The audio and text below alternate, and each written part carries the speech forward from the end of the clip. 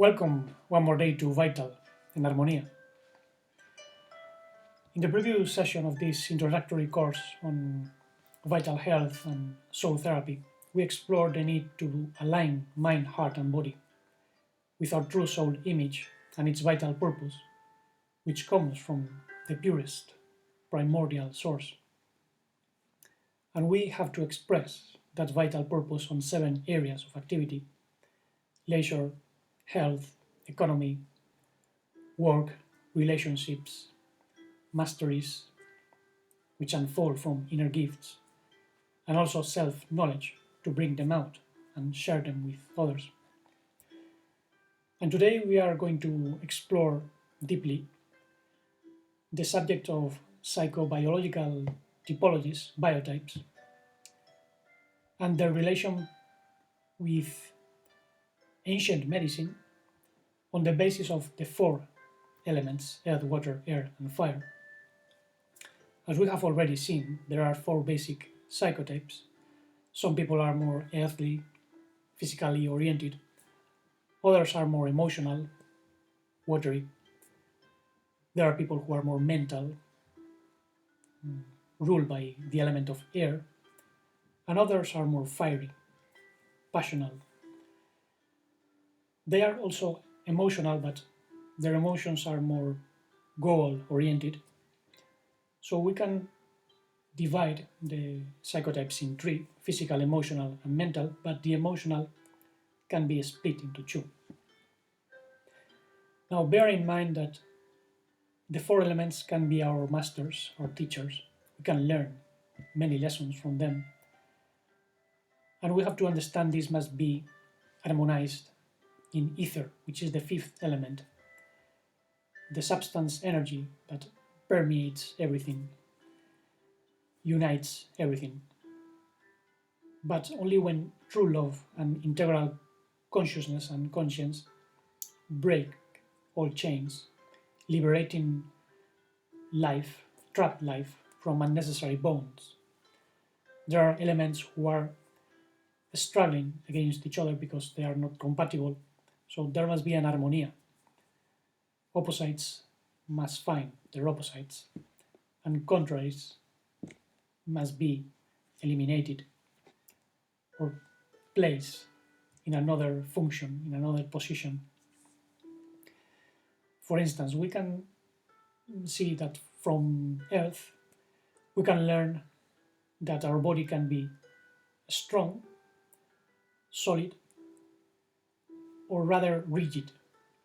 That's the first lesson we can learn from Earth.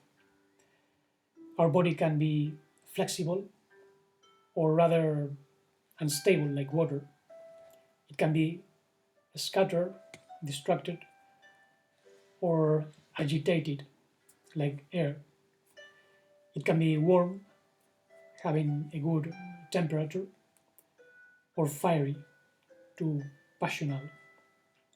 And the same goes for emotions and mind. Establish the relations in yourself and you'll discover many things. Actually, this is something I discovered on my own, pondering on Essene teachings and also the teachings of Master Yeshua, of which I speak a lot in the other channel, in Harmony.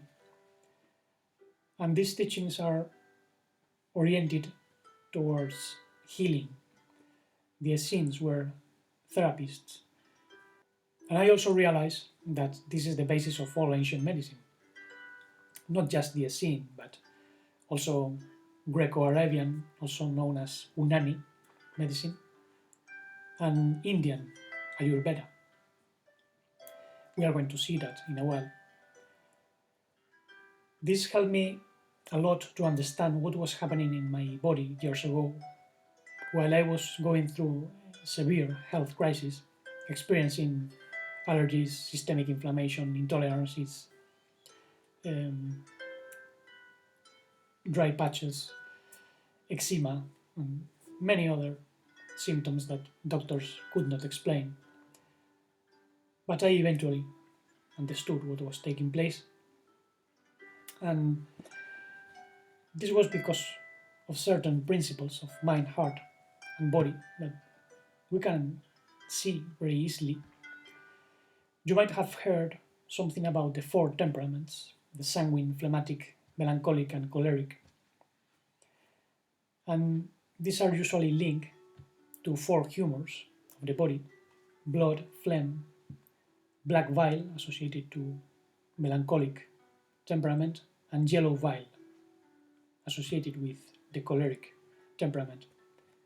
And this was a contribution of Galen of Pergamum in the second, third century of our era, but he was inspired by Hippocrates, the so-called father of Western medicine, who in the 4th century before our era linked the four humors to the four elements, which had already been the subject in the teaching of Empedocles, who said that the four elements, earth, water, air, and fire, are the four roots of everything.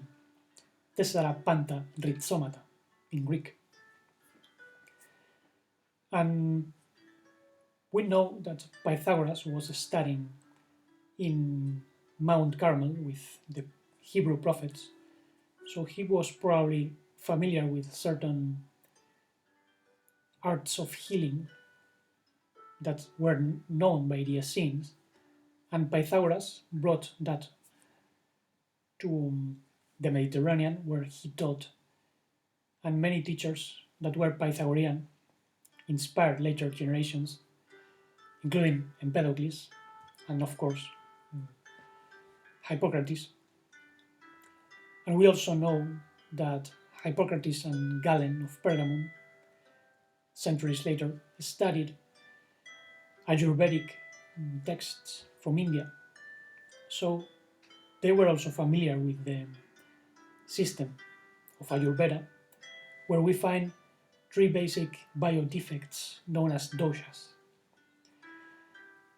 Actually, a doctor known as Susruta in the 3rd century added the fourth defect, or the fourth temperament, the sanguine temperament, something that was also done by Galen of Pergamum, who added the sanguine temperament to the other three, and we don't know if it was Galen of Pergamum who copied that from the Indian doctor or vice versa. In any case, the Greco-Arabian system and the Ayurvedic system are parallel. You are going to see that. I'm going to give you clues so that you find yourself, so that you can understand your main temperament, because we usually have two, but one is dominant. And understand also that in one person there cannot be a combination of phlegmatic and choleric, they are contrary, nor melancholic and sanguine. They are completely contrary as well. The sanguine temperament was linked to air by Galen of Pergamum, but you'll see it fits better with earth, earthly bounds. And this is because it's linked to a spring. And as you know, a spring alters the blood. The sanguine temperament is vitalistic, expressive, optimistic, friendly, attentive, with details, likes helping others, enjoys having fun, is not grouchy, very sociable, enthusiastic, but this temperament can also be susceptible to temptations, to go on a spree, have a lot of party. It's very talkative, indisciplined, exaggerated. And this manifests when the biotype is not balanced by a well-tempered mind. Calm, something which comes from the earth and even the water. An imbalance here can lead to problems of blood circulation, high or low blood pressure, dizziness, headaches, nosebleeds. My mom, for instance, was a sanguine type, and she passed away from a sudden stroke. She was very active at home and ate very little, but had high blood pressure. She did not walk outside very much, spent too much time at home in a house that she did not enjoy fully because of certain conditions of the area. One of them is being far from other family members, so she missed her sister, and this frustrated her to some extent. There were other situations that brought this sanguine type to a state of more repression, and this affected her character, which was usually very cheerful. She was very helpful, but obviously certain conditions affect the characters. So it's important to know this in order to prevent certain circumstances that usually take us by surprise, even though we suspect they can happen, but we usually are too distracted or too absorbed in accidental circumstances. Anyway, then we have the phlegmatic character, which is traditionally associated with water, but in Ayurveda is the Kapha dosha, which is linked to water but also earth. Earth is stable and cold, whereas water is humid and fluid. And by joining both, we get mud, which is soft and sticky, characteristics of the emotions, attachments. So these are emotional qualities, particular of this phlegmatic character. Its season of unbalance is wet winter. So the phlegmatic character is very calm, sociable, compassionate, patient, diplomatic, enjoys specific tasks, is very tolerant, not grouchy, but this character can also be excessively submissive, simpleton, unmotivated, apathetic, a bit coward, anxious, self-compassionate, self-indulgent, and his physical constitution is usually endomorphic with great development of inner organs, bulky, not necessarily fat, but with volume. They are big. These people are usually of a heavy constitution. In balance, they are very strong with solid bones and tissues.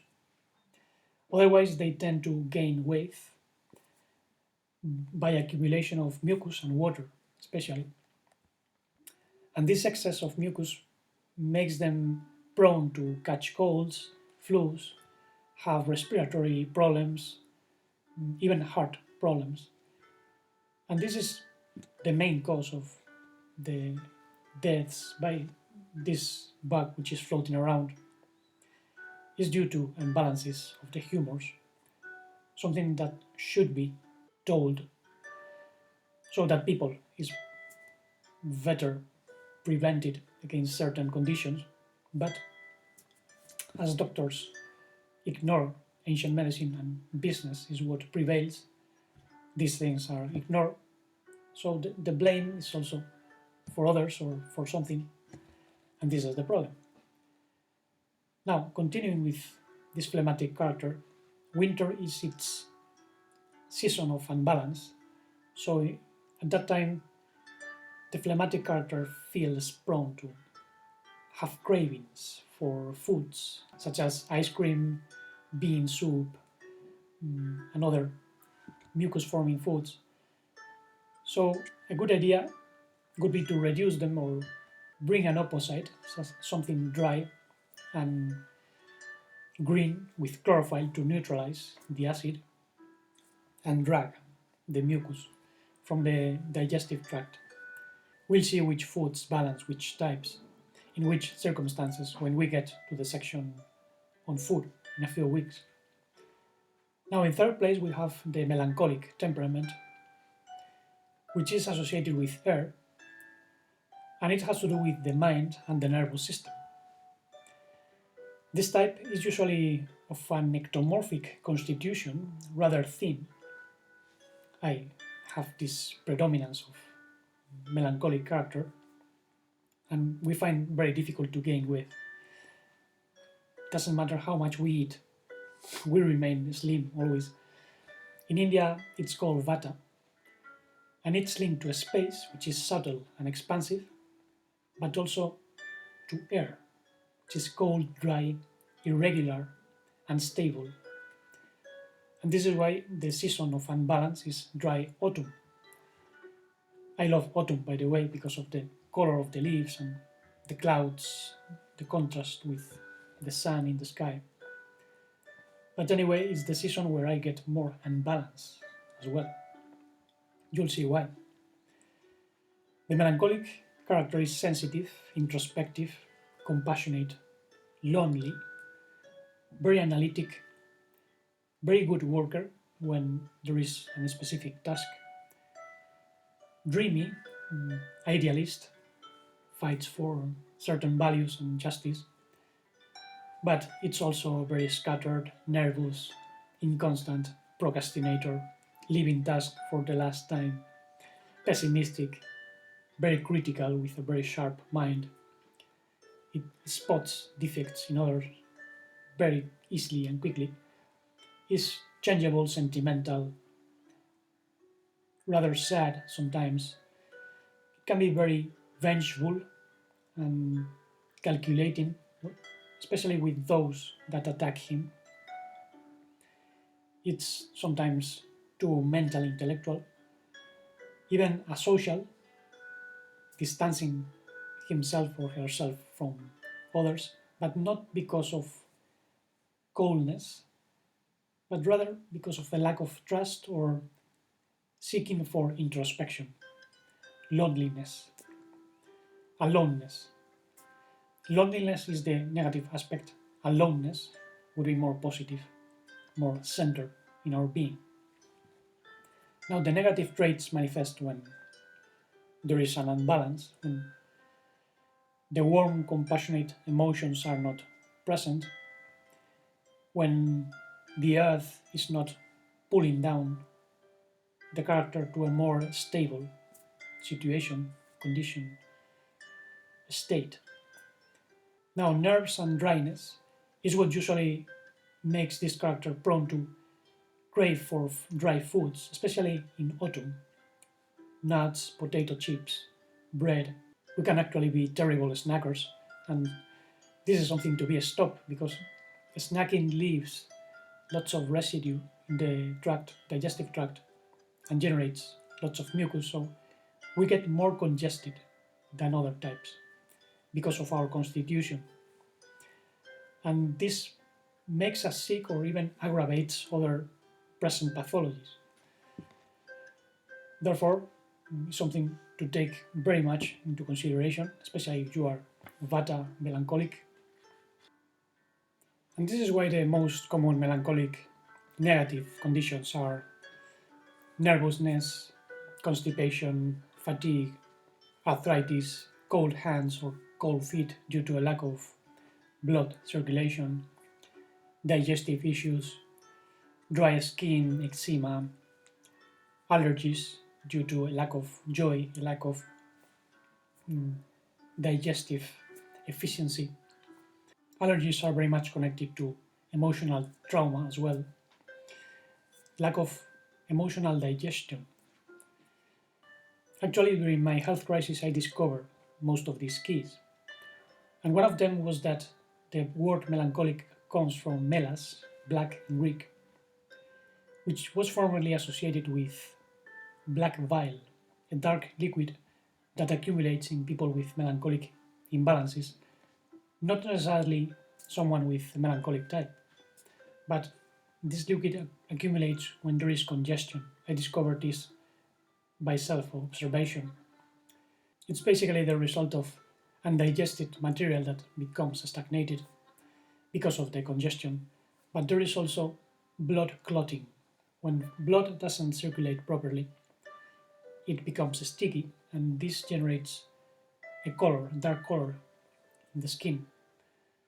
I suffer all this, so I understand, but I no longer have these problems because I took certain measures. And it's important to clean the digestive tract with lower residue meals, especially in this character. Now we have the choleric temperament associated with yellow bile, fire. In India, it's called pitta, fire, and it's also connected to water because they complement each other. Fire puts water to boil, generating vapor, spirit, passion. But water can decrease an excess of fire or even quench it, extinguish completely. Now, the choleric season par excellence is summer. That's the spot of the year in which there is more unbalance in this character. And the choleric type is very cold tempered, very efficient, very quick solving problems. It's like a German type of mentality, very self-sufficient, very competitive, energetic, strong, but also very impatient, explosive, impetuous, spiteful, sarcastic, dominant, proud, full of vanity. The choleric type is also mesomorphic in constitution, with development of the muscles. They have facility to develop a great muscle capacity, especially in those cases in which the person likes practicing weightlifting and show their muscles to cover up affective deficiencies mostly. And this is especially the case with men, but some women also experience this. However, they have an extraordinary digestive fire, very good digestive system, very efficient, more or less like the sanguine types. And this can lead to gluttony. They can get too confident, especially in summer when they have more appetite. Maybe they eat a lot of spicy foods, they love them. And this make them sweat. So this is the counterbalance. The water extinguishes the fire. So they need to balance more consciously, maybe eating something colder and juicy before lunch or before another meal, maybe a fruit. They are also very good leaders. They can push up a team and activate teamwork, but they tend to be very dominant as well, so they can piss off the other members very easily. And in case of great imbalance, the choleric temperament leads to fevers, vomiting attacks, jaundice, hepatitis, and other liver diseases. The liver is an organ that gets very much affected with wrath, anger. But for now, I think this is enough information. I will leave this written on the blog, The Song of Reality. Down below, I will leave the link. I also have another channel called In Harmony. And until the next day, let's keep opening ourselves to experience the supraconditional love and modified life, integral conscience, and deep blissful serenity.